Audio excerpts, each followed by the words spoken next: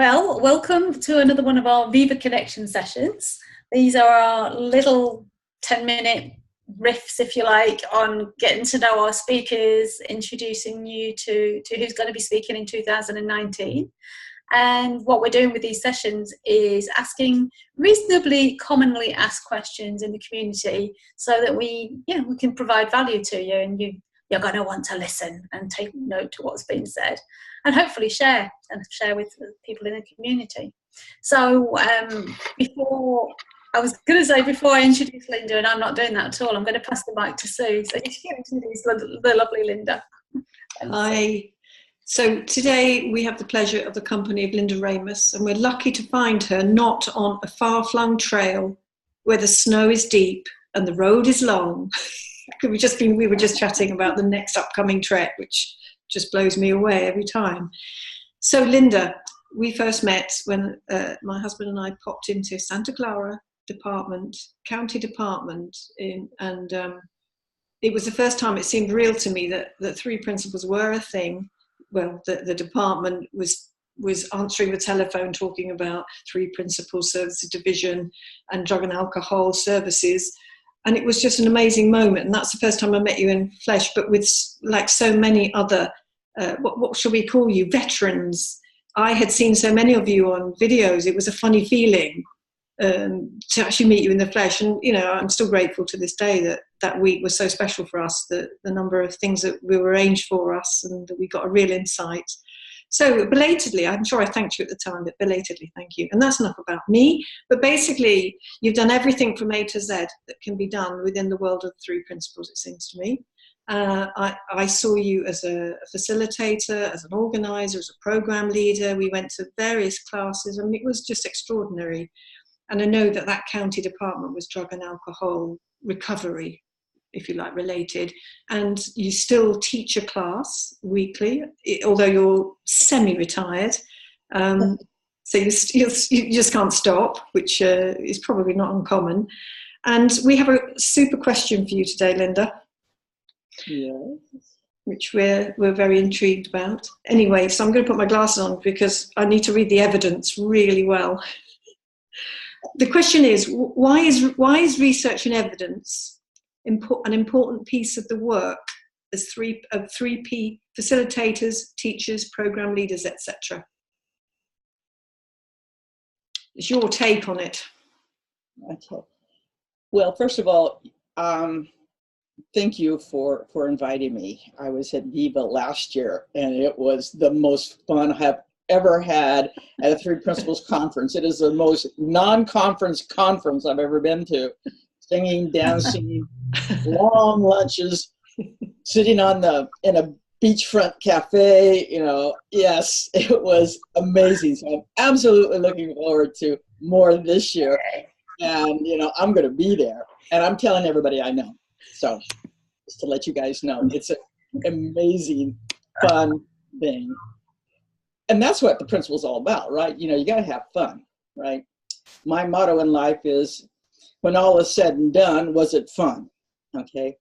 So, but yes, I was working for the county of Santa Clara, Department of Alcohol and Drug Services, and the director of that was a rather amazing man who learned about these three principles from his wife, who was a business consultant and was doing this, sharing the principles in the business world. And he wanted to bring in a program that he felt could be more effective than what he currently had for treatment, which is primarily 12-step, cognitive behavioral, kind of a mix of stuff. So in 1995, he brought his first training into Santa Clara County. This is the funny part too. I do a lot of backpacking. If I had not come off a 6-month backpack trip, I don't know if I would have heard what he had to say, because my mind was so just almost dead stopped after walking for 6 months. And so he started that program, and then I became the director of this in 2001. And while director, we were everywhere in the county because we were considered prevention. We were in shelters, homeless shelters. We were in drug treatment programs. We were in locked psychiatric facilities. We were in the adult and juvenile jails. We were in schools. And one of the things that I found most important, or was closest and dearest to my heart, was teaching county staff people about this. And I was basically hired because I was probably the best analyst slash three principles facilitator around. Maybe I was the only one at that time. You know, I don't know anybody else who loved spreadsheets, right? I always used to joke about that. And so I was basically hired because she wanted me to come in, the then direct, and do the program evaluation. But then I got promoted to being director, and basically then I didn't have time to do the work of an analyst because I was too busy managing, you know, the store, so to speak.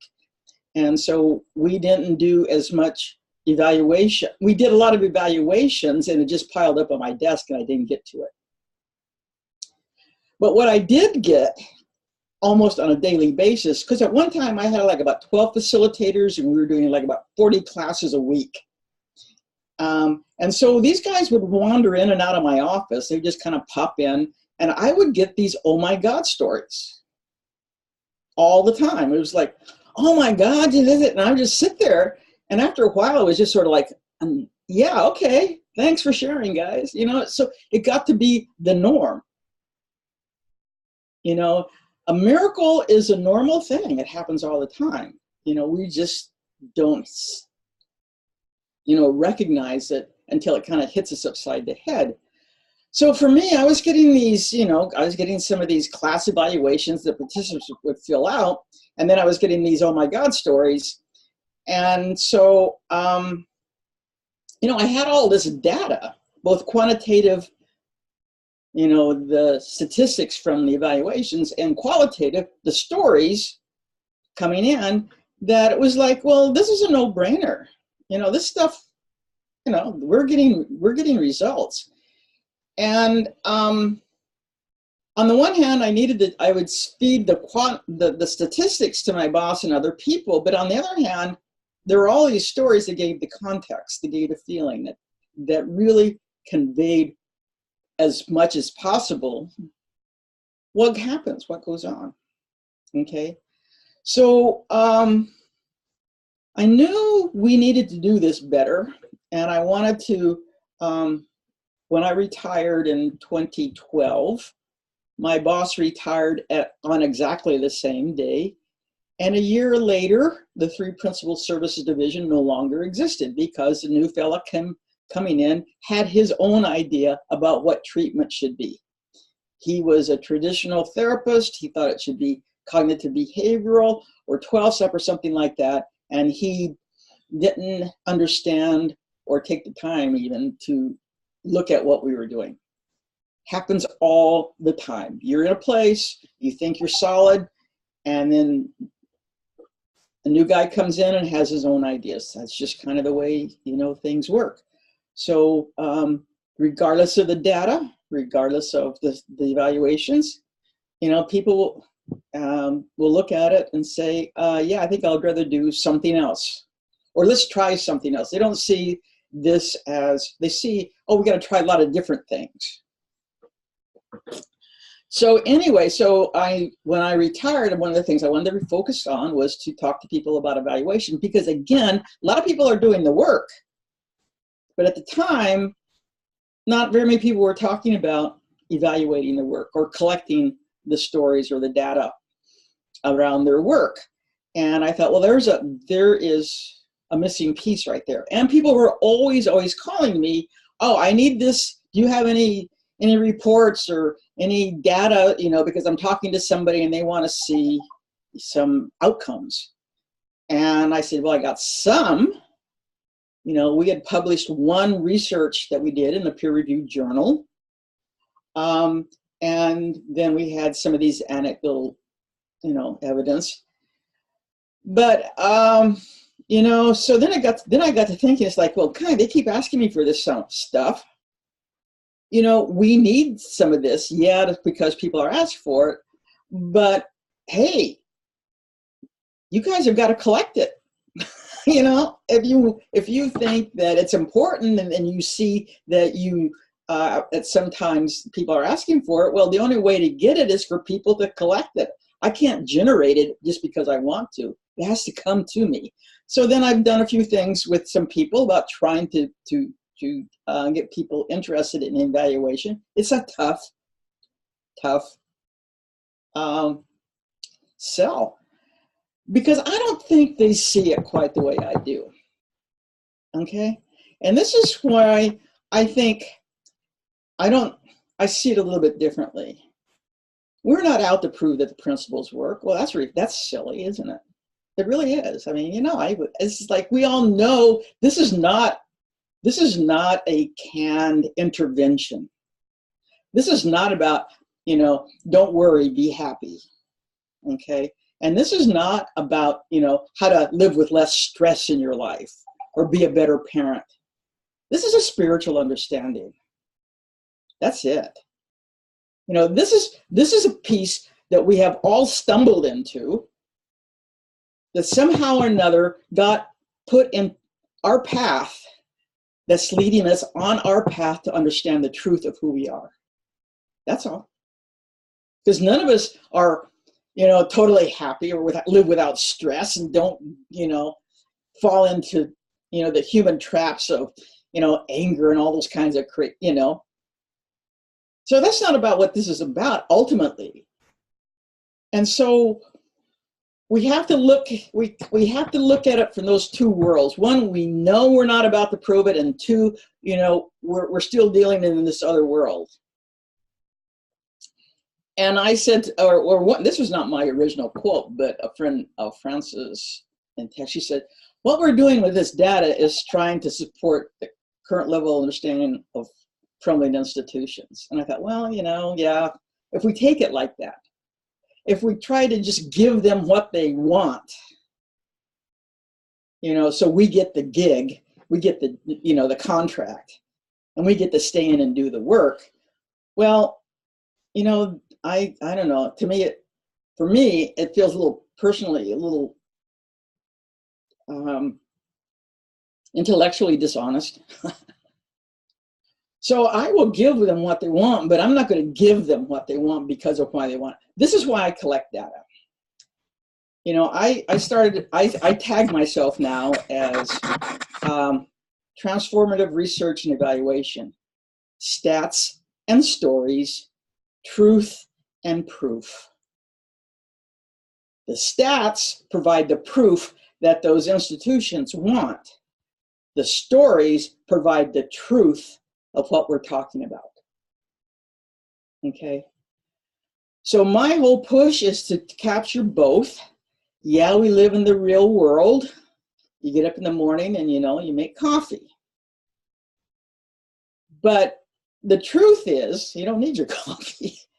Maybe it's not true, but anyway, for right now. But anyway, so, and the other thing is, by looking at research, research is recording the stories. Sometimes you can even record them through the data you collect. You can congregate that data together, and now you can tell the story. Okay? You can tell the story that, you know, 80% of the guys who went through this class are reporting that they feel better, that they sleep better, that they're less angry, you know, that they have better relationships, that they've, you know, walked away from drugs, that they're making better decisions, you know, and that can come out of standardized tests. You congregate the data because this is what the test is supposed to tell us. And so now you put it into a story, not just the stats. You know, the WHO well-being test, you can come back and say, look, this test shows these people are experiencing better well-being. And now you go with this, you can go with the stories, and oh my God, the stories are amazing. And you can congregate those stories now and you have collective data. But what you're doing is recording these stories. We're creating a history. It's like writing a book that's going to be there on the shelf after we're gone. Because if we don't collect the stories, they're going to be gone, just like, you know, walking down the beach and the wave comes in and your footprints disappear. And that's how I see research. Research is about collecting the stories and sharing the stories with other people. Research is an extension of your teaching. It is teaching, because now you have the stories. When somebody picks that up and reads that, you're teaching them. Okay, so there's where I think, you know, and also it's feedback to, I mean, I can't conceive of not evaluating my work, because it's feedback to me. What happened? You know, it's also a little quality control on my teaching. Was I successful in accomplishing my goals here?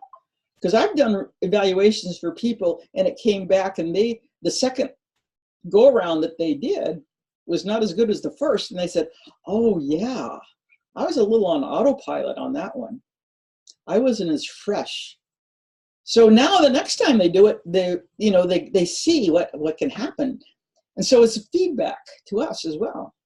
But for me, mainly it's about sharing the story. It's another way of teaching, you know.